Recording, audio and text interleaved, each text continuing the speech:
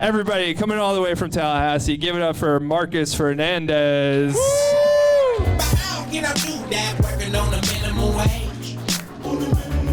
When the people at the top take the whole world for them to devour.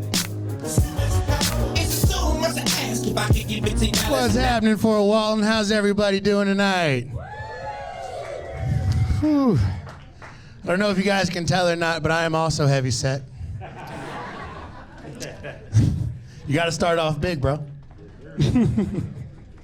I'm actually starting yet again another diet plan, but I think this one's gonna work. It's called divorce. Guys, she's been gone 3 months and I'm down 10 pounds. Shit's awesome. Now, you guys might be asking, Marcus, you don't own a scale. How do you know you lost 10 pounds? Don't worry, I'll tell you. When I'm standing naked in the shower, and if I stand up straight and look down, I can kind of see the tip of my dick now. It's just a urethra, but it's a start. The first few weeks of divorce are kind of sad, though. You're a fucking mess. If anybody ever's been through a divorce, you know that for the first few weeks, it's constant crying and aggressive masturbation. Sometimes at the same time. Also, if you're ever going through a bad breakup and it's super fresh, do not go to the liquor store and buy a bottle of tequila, take it home, drink half of it, and then put on Purple Rain by Prince. And then sing it to the top of your fucking lungs. Your neighbors will worry about you. The next morning, you would have thought somebody died. I had people coming to my house with trays of lasagna. You good? You were a little off key in the chorus there. We were worried about you. With all this newfound freedom I have, though, besides going to comedy clubs, I found myself hanging out at gay clubs. I'm really not sure what that says about me. Because, straight people, we're fucking up, man. Gay people are having all the fun, and we are having none, yo. You go to a straight club and you listen to the music, and it's like, yo, let's shoot up the motherfucking club. It's like, let's not. You go to a gay club and it's like, right track, baby, I was born this way. What's up? And I always thought I was an ally, but when I get on that dance floor, I'm getting fucking active. I'm gonna keep on dancing at the Pink Pony Club, where all boys and girls could be kings and queens every single day. What's up? It's my shit. Where are all my stoners at in here? We got anybody who likes to smoke weed? Raise the hands. I feel like half of you are lying, because I got 3 hands and we're in Fort fucking Walton, Florida. I smelt that shit when I got off of I-10 3 miles back. I know what's up. Edibles are beginning to be a fucking problem, though. Anybody ever fuck around and take too big of a bite? Yeah. At this point, it's fentanyl. You take a whole piece, you're just some guy in Detroit on the corner. Got off of work one day, and it was a Friday, so I'm ready to have fun. And I go to the weed store, and I buy a bag of gummies that I thought said 50 milligrams a piece. I went home, and I started doing the math. I was like, 300 pounds, 6'1", we'll take 2. So I sit down, and I did what any man in his 30s would do after taking 2 edibles. I put on a Pixar movie. Halfway through Inside Out 1, and we're trying to get Bing Bong back to imagination. Fuck. I can't talk about it still. Take her to the moon, Joy. Shit. I start to realize I'm way too emotional for this fucking child's movie. And then I start to hear the expansion of the universe. My couch starts to do the wave like it's at a fucking Red Sox game. We're gonna keep it on Boston for a bit now. I was wicked fucking high, bro. So I start to realize that this is not a 100 milligram high. So I go back to the bag of gummies, and right in the crinkle next to the 50, I unfolded it, and there's a whole other 0 behind it. Now, I obviously couldn't do the math at the time, but 500 times 2 in THC equals fuck me.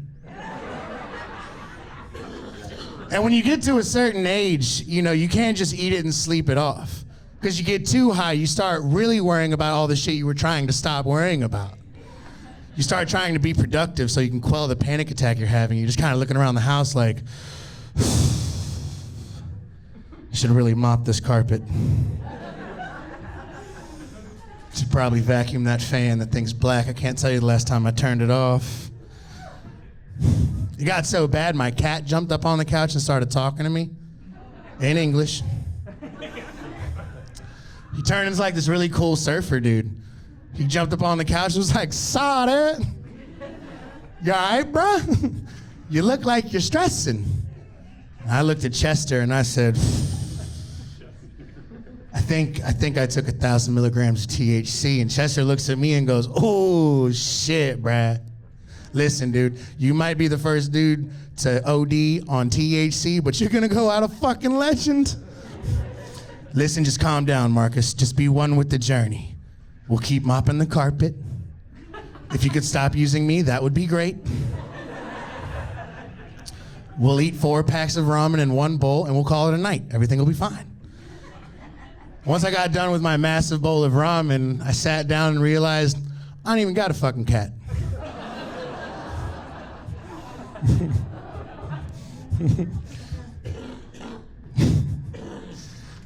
You guys ready for a trauma dump? All right, we'll start with some parental shit. Fuck you, Mom. All right. When I was 10 years old, my mom started dating a skydiver. And through the relationship, she also started skydiving. Now, this wasn't the first man to take my mom up into an airplane, but he was the first one smart enough to push that bitch out of one.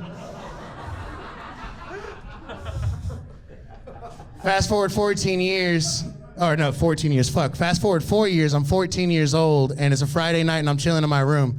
It's late at night, one of my buddies comes knocking on my window, and he goes, "Hey, man, we're gonna go out into the woods, we're gonna smoke weed and drink Four Locos." Anybody remember Four Locos? You don't, because you drank them.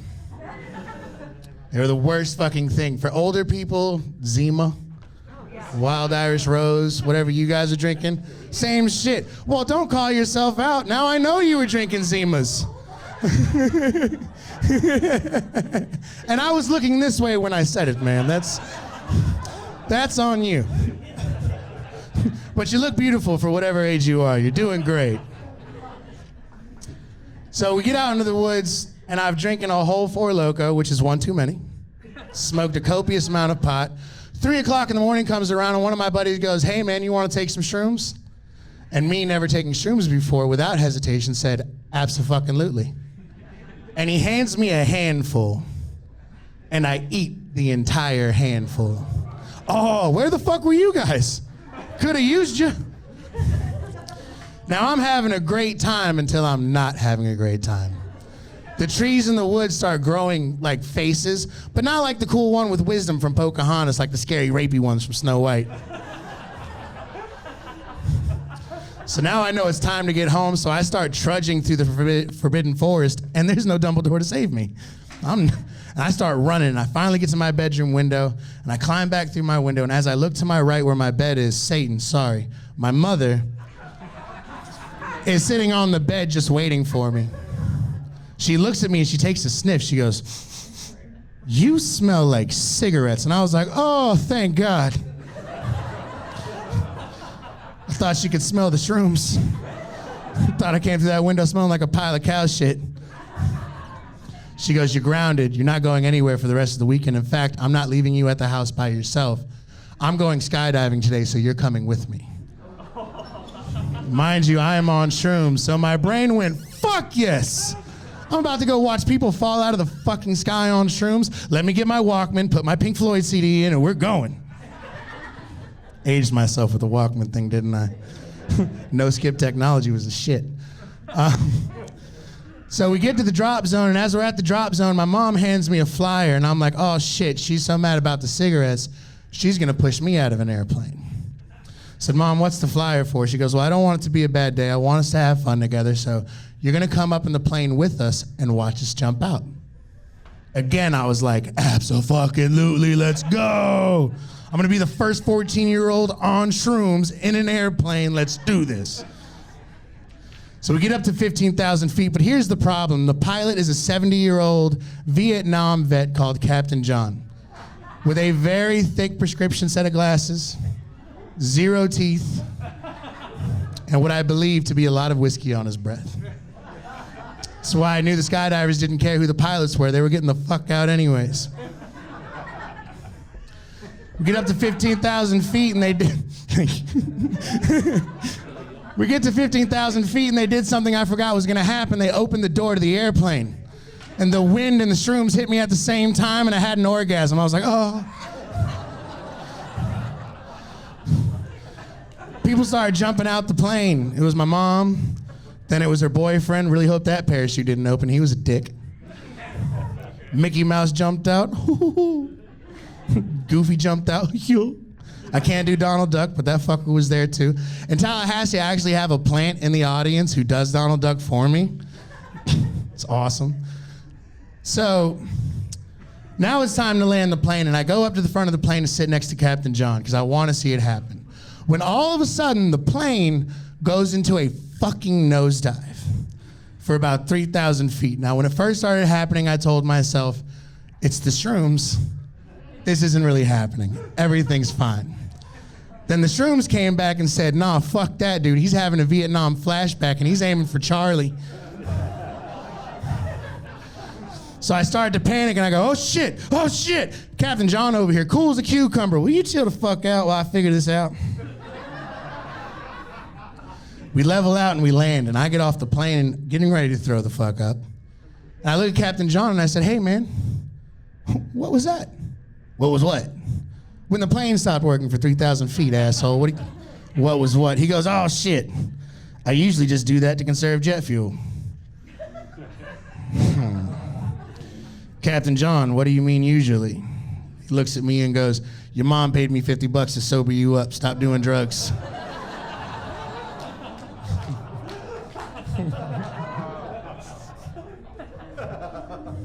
I got one more about shrooms and then I'm gonna get out of here.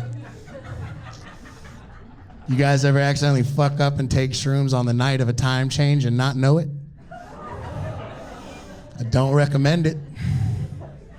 My birthday was coming up, but my birthday landed on a Monday, so I had to do my partying on the weekend. Saturday night was gonna be time change at 11:59. And I was gonna party that weekend and I was gonna be a good boy and go to work Monday. I was, I swear to God. Got a bag of shrooms, got a bottle of tequila, no Prince. And I'm having a great time. I'm like loving life at this point. I look at my watch at one point and it says 3 o'clock in the morning. I was like, okay, it's probably time for me to go to bed. And then I looked at my phone and it said 4 o'clock in the morning. Now I'm in existential crisis. Started looking around at all the other clocks on my house. I turned into fucking Doc Brown from Back to the Future. I was like, damn. I'm looking at the microwave, fuck. Which one's right? I don't really have a punchline for that, but that's how that went. I just went to bed. Guys, my name was Marcus Fernandez. That was my time. You guys were awesome. Thank you so much for having me.